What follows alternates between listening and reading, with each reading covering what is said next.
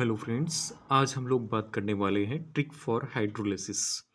ये जो ट्रिक है हाइड्रोलिसिस का, ये पी ब्लॉक के एलिमेंट्स के लिए है। तो जो पी ब्लॉक के एलिमेंट्स या कंपाउंड होंगे उनको हम क्या करेंगे, यहाँ पर हाइड्रोलिसिस का ट्रिक देखेंगे कि इनका हाइड्रोलाइसिस वाटर की प्रेजेंस में कैसे कैसे होगा। तो सबसे पहले हम लोग देख लेते हैं हाइड्रोलाइसिस का मतलब क्या होता है। तो कहीं पर अगर हाइड्रोलाइसिस है तो हाइड्रोलाइसिस का मतलब क्या होता है। हाइड्रो मतलब क्या होता है, वाटर होता है। हाइड्रो मीन्स क्या होता है, वाटर। Hydro means water. और लाइसिस मतलब क्या होता है, ब्रेक डाउन। लाइसिस मीन्स क्या होता है, ब्रेक डाउन। यानी कि वाटर की प्रेजेंस में, है ना, कोई कंपाउंड ब्रेक होता हो, टूटता हो, उसे हम क्या कहेंगे, हाइड्रोलाइसिस कहेंगे। यानी कि यहाँ पर हम जो पी ब्लॉक के कंपाउंड की बात करेंगे वो ये कंपाउंड को वाटर के प्रेजेंस में वाटर इसे तोड़ेगा, यानी क्या बोलेंगे, इनको हम हाइड्रोलाइसिस बोलेंगे। तो एक चीज़ हमें समझ में आ गया कि हाइड्रोलाइसिस का मतलब होता क्या है कि किसी कंपाउंड को वाटर की प्रेजेंस में उसे तोड़ना क्या कहलाता है, हाइड्रोलाइसिस कहलाता है। अब हाइड्रोलाइसिस में होता क्या है कि सबसे पहले एक चीज़ याद रख लें दिमाग में शुरू करने से पहले कि हाइड्रोलाइसिस में जो कंपाउंड होते हैं जिसका हाइड्रोलाइसिस हो रहा है वो कभी भी उसका ऑक्सीडेशन नंबर कभी चेंज नहीं होता है। हमेशा ऑक्सीडेशन नंबर कांस्टेंट रहता है और जितना है उतना ही रहेगा। ऑक्सीडेशन यानी कि हाइड्रोलाइसिस होने से पहले और हाइड्रोलाइसिस होने के बाद ऑक्सीडेशन नंबर सेम रहता है। तो चलिए शुरू करते हैं इसको। सबसे पहले जो कंपाउंड लिया गया है, यहाँ पर क्या लिया गया है, MgCl2 लिया गया है। इसको पानी के प्रेजेंस में तोड़ा गया है। MgCl2 है, BCl3 है, AlCl3 है, AlCl3 है, CCl4 है। इनको आप क्या दे दो, पानी दे दो। क्या दे दो, वाटर। वाटर देते चले जाओ इसे। तो वाटर के प्रेजेंस में इसको क्या कराना है, रिएक्शंस करानी है। तो सबसे पहले ये ध्यान में रख लो कि अगर कोई कंपाउंड वाटर के प्रेजेंस में होता है तो क्या बनाता हूँ, मेटल का हाइड्रोक्साइड बनता है। वैसे यहाँ पर भी क्या बन रहा है, मेटल का, यानी उस कंपाउंड का क्या बन जाएगा, हाइड्रोक्साइड बन जाएगा। हाइड्रोक्साइड मतलब क्या, OH बन जाएगा यहाँ पर। तो सबसे पहले यहाँ पर देख लो कि Mg का ऑक्सीडेशन नंबर कितना है। अगर Cl का -2 है तो इसका कितना होगा, +2 होगा। तो अगर यहाँ पे OH का -2 है तो Mg का कितना होगा, +2 होगा। आपको दिखाई पड़ रहा होगा कि Mg का जो ऑक्सीडेशन नंबर है वो चेंज नहीं हो रहा है।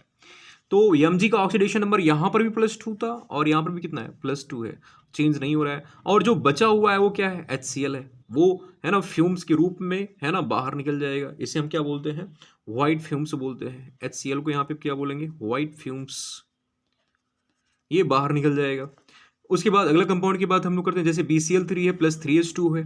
तो BCl3 में इसका -3, तो इसका कितना, +3 बैलेंस करने के लिए इसको। तो यहाँ पर बोरान का कितना है, +3, OH का माइनस, और यहाँ पे कितना, B+3। तो यहाँ पर बोरान का ऑक्सीडेशन नंबर यहाँ पर भी +3 है और यहाँ पर भी +3 है, चेंज नहीं हो रहा है। तो चेंज नहीं हो रहा है यानी कि बोरान का हाइड्रोक्साइड बन गया और कितना, 3HCl बाहर निकल जाएगा, क्योंकि यहाँ पे कितना पानी है, 3H2 है।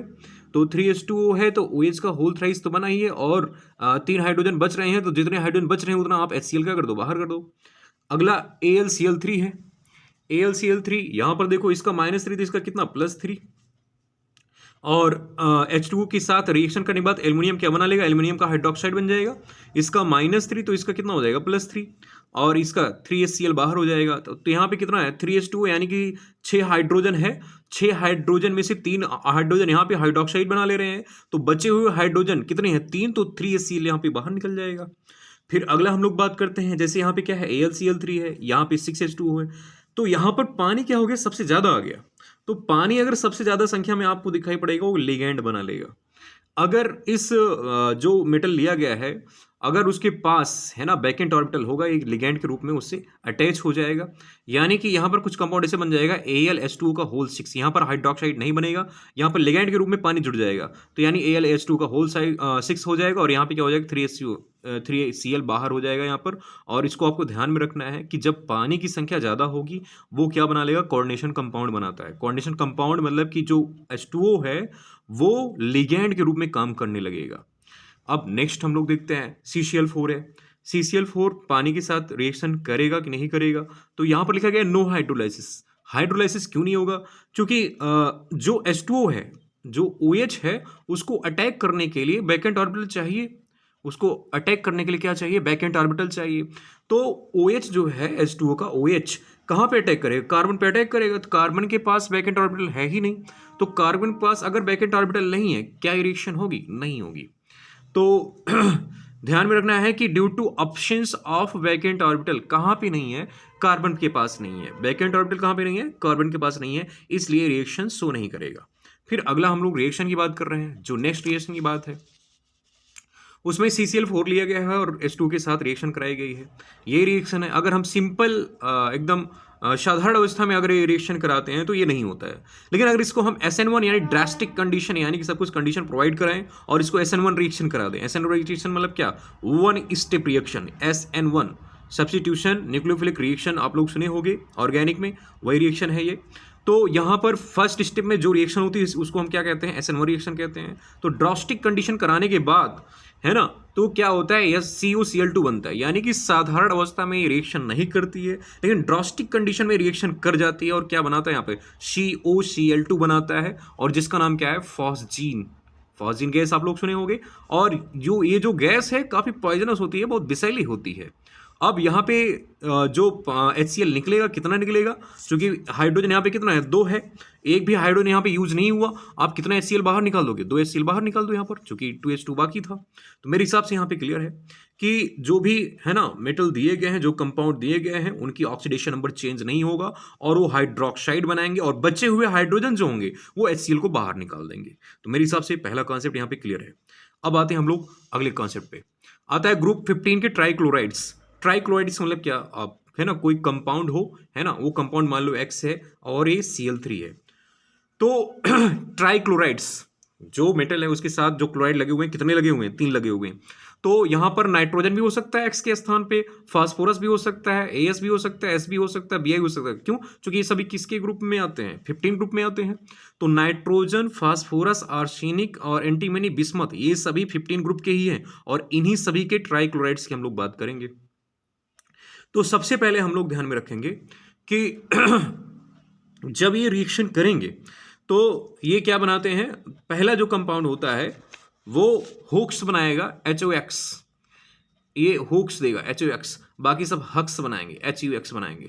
जितने भी हैं सब क्या बनाएंगे? हक्स बनाएंगे, केवल एक को छोड़ के। अभी बात होगी क्यों बनाएंगे, तो हम लोग देख लेते हैं क्यों बनाएंगे यहाँ पर। जैसे यहाँ पे क्या है, नाइट्रोजन के पास NCl3 है, यहाँ पर देखिए यहाँ पे LCl3 है, पानी से रिएक्ट करेगा तो यहाँ पे क्या बनाया? अमोनिया बनाया है, यानी कि ये जो हाइड्रोजन है ये मिल जाएगा इधर और बन जाएगा अमोनिया, और यहाँ पे क्या हो जाएगा? HOCl बाहर हो जाएगा। तो यहाँ पर अमोनिया बन जाएगा, HOCl बाहर हो जाएगा। तो अभी भी देखो यहाँ पे नाइट्रोजन की ऑक्सीकरण संख्या कितनी है? -3, और यहाँ पे देखो कितना है? -3 है। क्या यहाँ पर नाइट्रोजन की ऑक्सीकरण संख्या चेंज हो रही है क्या? नहीं चेंज हो रही है। अगर नाइट्रोजन की ऑक्सीकरण संख्या नहीं चेंज हो रही है मतलब क्या? कि हाइड्रोलाइसिस में ऑक्सीडेशन नंबर चेंज नहीं होता है। जो भी कंपाउंड बनेगा, कंपाउंड तो अलग तो बनेगा, लेकिन जो भी कंपाउंड बनेगा उसकी ऑक्सीडेशन नंबर चेंज नहीं होगा, हमको ये याद रखना है। फिर आता है कि ये मैकेनिज्म कैसे हुआ है। जैसे आप देखे हो कि नाइट्रोजन के ऊपर कितना है? +3 है, और Cl के ऊपर कितना? -1। तो जो पानी है किस में टूटेगा? H+ में टूटेगा और OH- में टूटेगा। ये OH- Cl से अटैक कर देता है, तो क्या बना लेता है? यहाँ पर HOCl बना लेता है। क्या बना लेगा? HOCl। और N जो 3 है, N+3 है, ये हाइड्रोजन से जुड़ेगा तो अपनी बैलेंसी पूरा करना चाहेगा नाइट्रोजन। तो हाइड्रोजन से जुड़ के N अपनी बैलेंसी पूरा करना चाहेगा तो कितने हाइड्रोजन चाहिए? इसको 3+3 पूरा करने के लिए 3 हाइड्रोजन चाहिए, यानी क्या बना लेगा? यहाँ पर NH3 बना लेगा। मेरे हिसाब से यहाँ पे क्लियर है कि यहाँ पर HOCl क्यों बना और NH3 क्यों बना। अब सेकेंड कंपाउंड की हम लोग बात करते हैं। यहाँ पर अगला जो कंपाउंड है वो है PCl3, है ना। PCl3 है ना, सभी जितने भी कंपाउंड हैं सॉरी, जितने भी कंपाउंड हैं यहाँ पर ग्रुप 15 के, वो क्या क्या हो सकते हैं? या तो नाइट्रोजन हो सकता है, फास्फोरस हो सकता है, आर्सेनिक हो सकता है, एंटीमनी हो सकता है, या फिर क्या हो सकता है? बिस्मथ हो सकता है ना। इन सभी को क्या दे दो? आप पानी दे दो, H2O दे दो। क्यों? क्योंकि आप क्या करा रहे हो? हाइड्रोलाइसिस करा रहे हो। इसमें आप क्या करा रहे हो? हाइड्रोलाइसिस करा रहे हो, यानी कि इन कंपाउंड को आप तोड़ रहे हो पानी के प्रेजेंस में। और जब भी हम हाइड्रोलाइसिस कराते हैं तो हमें यह एक बात याद होगा कि इनका ऑक्सीडेशन नंबर कभी भी चेंज नहीं होता, यानी ऑक्सीडेशन जब हम लोग हाइड्रोलाइसिस कराते हैं इनका कभी चेंज नहीं होता है। तो अगर यहाँ पे हम लोग PCl3 की बात करें तो इसका कितना? -1, तो इसका कितना हो जाएगा? +3। इधर भी देखो, जब यहाँ पे फास्फोरस का आप निकालोगे कितना आ जाएगा, यहाँ पर +3 आ जाएगा, 3 दूनी 6 और 6 में से 3 घटा दोगे, यहाँ पे कितना आ जाएगा, +3 आ जाएगा। तो यहाँ पर भी देखो फास्फोरस का ऑक्सीकरण संख्या कितना है, +3, और यहाँ पे भी कितना आ रहा है, +3 आ रहा है। तो आपको दिखाई पड़ रहा है ऑक्सीडेशन नंबर चेंज नहीं हो रहा है, और क्या निकल जाएगा यहाँ पे, HCl। बचा हुआ हाइड्रोजन क्या बना लेगा, यहाँ पे HCl बना लेगा। तो आप एक तो बात याद रखो कि ट्राइक्लोराइड्स जब भी है ना 15 ग्रुप के आएंगे, हकल बनाएंगे, हकल मतलब क्या बनाएंगे, HCl, क्या बनाएंगे, हकल बना लेंगे। तो आप याद रखना कि 15 ग्रुप के जब भी आएंगे, है ना, हाइड्रोलाइसिस करने के बाद हकल बना लेंगे, केवल किसको छोड़कर, NCl3 यानी कि नाइट्रोजन के ट्राइक्लोराइड्स को छोड़कर बाकी सभी हकल बनाते हैं, और नाइट्रोजन के जो ट्राइक्लोराइड्स होते हैं होकल बनाते हैं, हकल होकल, याद रहेगा आप लोगों को। अब आता है अगला कंपाउंड हमारा AsCl3। AsCl3 जब पानी से रिएक्शन करेगा तो यहां पर ऑक्सीडेशन नंबर कितना है, +3 है ना। अब यहां पर भी कितना होगा, 3 दूनी 6, 3 काटो, यहाँ पे +3 निकल जाएगा, और यहाँ पे क्या, हकल तो निकले ही निकलेगा। फिर भी आप देख रहे हो कि ऑक्सीडेशन नंबर अभी भी क्या हो रहा है, चेंज नहीं हो रहा है। फिर आगे देखो SbCl3, देखो यहाँ पर भी ऑक्सीडेशन नंबर कितना आ रहा है, +3 आ रहा है, और यहाँ पर भी कितना आ रहा है, +3 आ रहा है, यहाँ पर भी कितना आ रहा है, +3 आ रहा है, यहाँ पर ऑक्सीडेशन नंबर कितना आ रहा है, +3 आ रहा है। तो आप लोग को दिखाई पड़ रहा है कि ऑक्सीडेशन नंबर कभी भी चेंज नहीं हो रहा है, यानी हाइड्रोलाइसिस में ऑक्सीडेशन नंबर चेंज नहीं होता है। आप ऑक्सीडेशन नंबर मैच करा के बता सकते हो कि प्रोडक्ट क्या बनेगा। जैसे ऑप्शनल के रूप में क्वेश्चन पूछा जाता है कि अगर इसको हम हाइड्रोलाइसिस कराते हैं कौन सा प्रोडक्ट बनेगा, आप सीधे मैच करा लो ना कि किसका ऑक्सीडेशन नंबर सेम आ रहा है, तो उस कंपाउंड का ऑक्सीडेशन नंबर जिसका सेम आएगा वही हमारा आंसर हो जाएगा। तो मेरे हिसाब से यहाँ पे क्लियर है। अब यहाँ पर क्या है कि बाकी सभी तो AS3 बना लिए, S3PO3 बना लिए। आप लोगों को दिखाई पड़ रहा है ये दोनों कंपाउंड बिल्कुल सेम जैसे प्रॉपर्टी दिखा रहे हैं, और ये दोनों कंपाउंड बिल्कुल सेम जैसे प्रॉपर्टी दिखा रहे हैं। तो जैसे जैसे हम लोग नीचे आते हैं तो आयनिक प्रॉपर्टी क्या होती है, बढ़ती है, और कोवैलेंट कैरेक्टर क्या होता है, कम होता है। तो आयनिक प्रॉपर्टी बढ़ रही है, आयनिक प्रॉपर्टी बढ़ने की वजह से ये जो कंपाउंड बना है सही से यहाँ पे हाइड्रोलाइसिस नहीं होगा, यानी पार्शियल हाइड्रोलाइसिस होगा। यहाँ पर नीचे वाले क्या होगा, पार्शियल हाइड्रोलाइसिस हो जाएगा। मेरे हिसाब से यहाँ पे क्लियर है कि यहाँ पर कैसा हाइड्रोलाइसिस हो जाएगा, पार्शियल हाइड्रोलाइसिस। तो मेरे हिसाब पे यहाँ पे क्लियर है कि XCl3 यानी कि अगर ग्रुप 15 के ट्राइक्लोराइड्स आते हैं तो कैसा कैसा होगा। ध्यान रखना है कि नाइट्रोजन के केस में क्या बनेगा, होकल बनेगा, बाकी सब में हकल निकलेगा, और इन सब के जो भी कंपाउंड बनेंगे उनकी ऑक्सीकरण संख्या यानी कि सेम रहेगी, ऑक्सीडेशन नंबर हमेशा सेम रहेगा। अब हम लोग बात करते हैं अगले एलिमेंट्स की। अब जब हमारा नेक्स्ट कंपाउंड से आता है इसको देख लेते हैं। ग्रुप 16 में बात करते हैं। ग्रुप 16 में एक कंपाउंड है जिसको हमको क्या करना है, वाटर की प्रेजेंस में इसकी रिएक्शन करानी है, यानी कि यहाँ पे हाइड्रोलाइसिस कराना है। तो SF6 हमें याद रखना है, कभी भी हाइड्रोलाइसिस शो नहीं करता है। रीजन में लिखा हूँ कि क्यों नहीं शो करेगा, ये हाइड्रोलाइसिस क्यों नहीं शो करेगा, क्यों, चूंकि यहाँ पे क्या है, स्टेरिक हिंड्रेंस बहुत ज्यादा है। इसके बाद तो बैकेंट ऑर्बिटल तो है, बात ये नहीं कि इसके पास बैकेंट ऑर्बिटल नहीं है, बैकेंट ऑर्बिटल तो है, पर स्टेरिक हिंड्रेंस इतना ज्यादा हो जाएगा, फ्लोरीन इतने ज्यादा लग जाएंगे कि रिपल्सन होने लगेगा, और वो कंपाउंड कभी बना ही नहीं पाएगा, और जो कंपाउंड बना ही नहीं पाएगा तो हाइड्रोलाइसिस होगा ही नहीं। तो यानी कि SF6 कभी भी हाइड्रोलाइसिस शो नहीं करता है। अब बात करते हैं hydrolysis of inter halogen compounds. Hydrolysis of inter halogen compounds ये क्या है, तो इंटर हैलोजन कंपाउंड्स का मतलब जब एक कंपाउंड दूसरा कंपाउंड बनाए, वो भी हैलोजन की मदद से बनाए। जब एक कंपाउंड दूसरा कंपाउंड बनाए वो भी किससे मदद से बना हो, हैलोजन की मदद से बना हो, तो उसे हम क्या बोलेंगे, hydrolysis of inter halogen compound बोलेंगे। अब जैसे बात आती है कौन कौन से कंपाउंड हो सकते हैं, तो यहां पर XX हो सकता है, XX3 हो सकता है, और XX5 हो सकता है, XX7 हो सकता है। इस टाइप के कंपाउंड्स बन सकते हैं, और यहाँ पर सभी क्या होंगे, रिएक्शंस करेंगे। H2O की उपस्थिति में सभी क्या करेंगे, रिएक्शंस करेंगे H2O के प्रेजेंस में। तो यहाँ पर क्या होगा, हक्स तो यहाँ पर भी बाहर निकलेगा, HX बाहर निकल जाएगा, HX यहाँ पे क्या हो जाएगा, बाहर निकल जाएगा, और पहले स्टेप में क्या निकलेगा, होक्स बाहर निकलेगा, और अगले स्टेप में HXO3 बाहर निकलेगा, और अगले स्टेप में क्या निकल जाएगा, HXO3 बाहर निकल जाएगा, और लास्ट स्टेप में क्या निकल जाएगा, HXX4 निकल जाएगा। यानी HX3 की उपस्थिति में यहाँ पर क्या निकलेगा, HXO3 बाहर निकल जाएगा, HX5 है ना, XX5 में क्या निकलेगा, HXO3 निकल जाएगा। इन सेम में दोनों सेम ही निकलेगा, इन दोनों में XX7 में क्या निकलेगा, HXO4 निकल जाएगा। तो बाकी आपको दिखाई पड़ रहा है कि हक्स तो कॉमन रहेगा, HX तो कॉमन रहेगा, तो होक्स पहले वाले में बनेगा, बाकी HXO3 तीसरे वाले में बनेगा, और पांचवें वाले में बनेगा, और SX7 वाले में क्या बनेगा, HXO4 बनेगा। आपको याद रखना है यहाँ पर। अब कंपाउंड्स की बात करते हैं, यहाँ पर रिएक्शंस कैसे होगा। यहाँ पर जैसे यहाँ पे CLF है, H2O है, तो यहाँ पर सबसे पहले हम लोग बात करते हैं कि यहाँ पर XX का ऑक्सीडेशन नंबर कितना हो रहा है, यानी ये ऑक्सीडेशन नंबर कैसे कैसे शो करेंगे। तो अगर हम यहाँ पे बात करें, यहाँ पर X का जो है ऑक्सीडेशन नंबर है यहाँ पे कितना होगा +1, दूसरे कितना हो जाएगा -1, यहाँ पर ऑक्सीडेशन नंबर कितना होगा +3 और अगले का कितना हो जाएगा -1, यहाँ पे ऑक्सीडेशन X का कितना हो जाएगा -5, अगले कितना हो जाएगा -1, यहाँ पर एक का ऑक्सीडेशन नंबर कितना हो जाएगा +7, अगले वाले कितना हो जाएगा -1। तो यहाँ पर हमने ऑक्सीडेशन नंबर देख लिया। अब यहाँ पे जो कंपाउंड्स बनेगा HOX, यहाँ पर कितना बनेगा +1 और यहाँ पे कितना बन जाएगा +3 और यहाँ पे कितना बन जाएगा HXO3 है, तो यहाँ पर भी कितना बन जाएगा HX, यहाँ पर 5 आ रहा है और यहाँ पे कितना आ जाएगा +7 मिल जाएगा। तो आपको दिखाई पड़ रहा है ऑक्सीडेशन नंबर अभी भी चेंज नहीं हो रहा है, उतना ही है। तो मेरे हिसाब से यहाँ पे क्लियर है। और यहाँ पे जो X जो है बाहर निकला हुआ है, इन सभी का ऑक्सीडेशन नंबर कितना कितना हो जाएगा यहाँ पर -1 हो जाएगा। तो आप मैच करा लो यहाँ पर। तो जो सबसे पहला कंपाउंड्स है ClF प्लस H2O है, HOCl HF है। तो Cl यहाँ पर +1 और F क्या है -1। यहाँ पर Cl है ना, इसका कितना आएगा -1, इसका कितना आएगा +3, इसका कितना आएगा -1, इसका कितना आएगा +5, इसका कितना आएगा -1, इसका कितना आएगा +7। आप मैच करा लो यहाँ पर। HF यहाँ पे सभी का माइनस जो होगा -1 निकलेगा, -1 निकलेगा, -1 निकलेगा। मैंने वहाँ पहले ही बताया था, यहाँ पर जो बनेगा HOX बनेगा, HOX बनेगा, HOCl बनेगा। और यहाँ पर ऑक्सीडेशन नंबर देखोगे जो भी मिलेगा यहाँ पर क्या मिलेगा +1 मिलेगा। अगर ये +1 तो दूसरे कितना हो जाएगा -1। और HClO2 है, HClO2 यहाँ पर आप ऑक्सीडेशन मैच करा लोगे तो Cl का यहाँ पे कितना आ जाएगा 2 दूनी 4 और यहाँ पे हाइड्रोजन का 1 है +1, तो यहाँ पे कितना हो जाएगा +3 हो जाएगा, है ना। और यहाँ पे कितना हो जाएगा 3 दूनी 6, 1 घटा दो यहाँ पे +5 मिल जाएगा।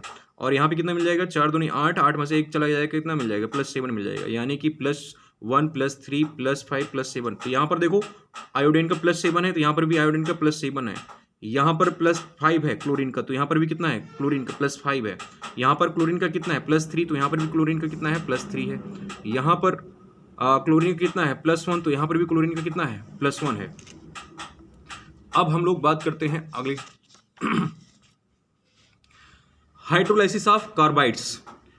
ये आयनिक हैं, तो आयनिक कार्बाइड्स हैं। तो आयनिक कार्बाइड्स में कौन कौन से हो सकते हैं? एक तो होगा मेथेनामाइड, एक होता है एसिटिलाइड, एक होता है एलाइलाइड।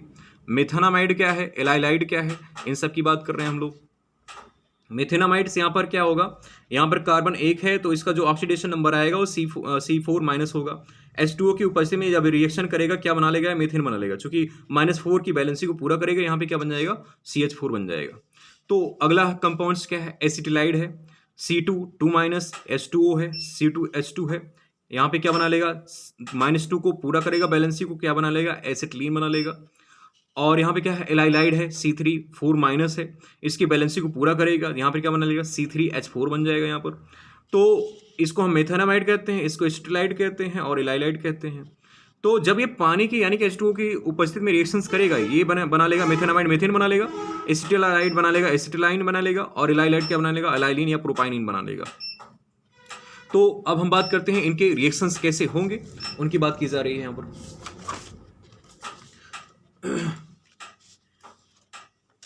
जैसे यहाँ पे क्या है, पहला जो कंपाउंड से क्या है मेथेनामाइड है। मेथेनामाइड में क्या हो रहा है कि Al4C3 है ना, 12H2O है यहाँ पर और 4AlOH का होल थ्राइस है। तो एल्यूमिनियम कितना है यहाँ पर +3 है, 3CH4 है, -4 है यहाँ पर, ठीक है। तो यहाँ पर देखो एल्यूमिनियम कितना है +3 और यहाँ पर भी एल्यूमिनियम का कितना है +3 ऑक्सीडेशन नंबर चेंज नहीं हो रहा है। तो जब यहाँ पर आप कार्बन का ऑक्सीडेशन नंबर निकालोगे, यहाँ पे कितना आएगा -4 आएगा। इसको बैलेंस करने के लिए यहाँ पे क्या बनेगा CH4 बन जाएगा, यानी क्या बनेगा मेथेन बनेगा। यहाँ पर जब आप कार्बन का निकालोगे ऑक्सीडेशन नंबर, है ना, कितना मिलेगा यहाँ पर -4 मिलेगा और यहाँ पर भी क्या बनेगा, अगर C-4 में यानी क्या बनेगा यहाँ पर मेथेन बनेगा। तो जब भी जो कंपाउंड कार्बाइड इससे मिलके लगा हुआ है, अगर यहाँ पे कार्बाइड का कार्बन का जो ऑक्सीडेशन नंबर है अगर -4 आ रहा है, मतलब क्या बनाएगा वो मेथेन बनाएगा। यानी कि इन दोनों में जो गैस बनने वाली है वो कौन सी गैस बनने वाली है, मेथेन गैस बनने वाली है। तो अगले कंपाउंड्स की बात करते हैं। जैसा हमारा अगला कंपाउंड क्या है, प्रोपेनामाइड है। तो प्रोपेनामाइड में Mg+2 है ना, C3 है और 4H2 है। तो Mg पे देखो अभी भी ऑक्सीडेशन नंबर कितना है +2 है, यहाँ पर भी क्या है +2 है। तो इनके सबसे पहले हाइड्रोक्साइड आप बना लीजिए। हाइड्रोक्साइड बनाने के बाद आप ऑक्सीडेशन नंबर क्या कर लीजिए, सेम कर लीजिए। तो अगर जैसा हमारा कार्बन की बैलेंसी है उसी हिसाब से हम क्या बना लेंगे, यहाँ पर कंपाउंड्स बना देंगे। तो कंपाउंड्स हम लोग कैसे यहाँ पे बना सकते हैं, जो कंपाउंड्स है ना, जो भी कार्बाइड है उसके हिसाब से यहाँ पर हम लोग कंपाउंड्स बना सकते हैं। जैसे यहाँ पर कार्बन, अगले हम लोग बात करते हैं, अगला जो हमारा कंपाउंड्स है क्या है, एसिटिलाइड है। एसिटिलाइड है ना, CaC2 2H2O है। तो सबसे पहले क्या कर लो, इसका हाइड्रोक्साइड बना लो, और क्या बाहर निकल जाएगा, C2H2 बाहर निकल जाएगा। क्यों बाहर निकलेगा, क्योंकि यहाँ पर कार्बन की कितनी है बैलेंसी, -2 है। इसको बैलेंस करने के लिए कितना हाइड्रोजन आना चाहिए, दो हाइड्रोजन आना चाहिए। और C2H2 का नाम आप लोग जानते हो कितना होता है, इसका नाम क्या है, एलाइलिन है। इसका नाम क्या है, एलाइलिन है। और C3H4 है, C3H4 है ना। तो ये क्या बनाता है, एक मिनट सॉरी, ये C2H2 क्या बनाता है, यहाँ पर एसिटिलीन गैस बनाता है, एसिटिलीन। और यहाँ पर C3H4 क्या बना लेगा, यहाँ पर एलाइलिन बना लेगा, ये एलाइलिन, या फिर हम इसको प्रोपाइन भी कहते हैं, एलाइलिन गैस बना लेगा।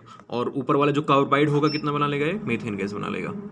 तो मेरे हिसाब से यहाँ पे क्लियर है। तो अगर ये आप लोगों को वीडियो पसंद आई हो तो इस वीडियो को आप लाइक करें और सब्सक्राइब करते हैं। बाकी मिलते हैं हम लोग नेक्स्ट वीडियो में। सॉरी आज लाइट हमें डिस्टर्ब कर रहा है, तो नेक्स्ट बार ऐसा नहीं होगा। बाकी मिलते हैं आपको नेक्स्ट वीडियो में। Thank you.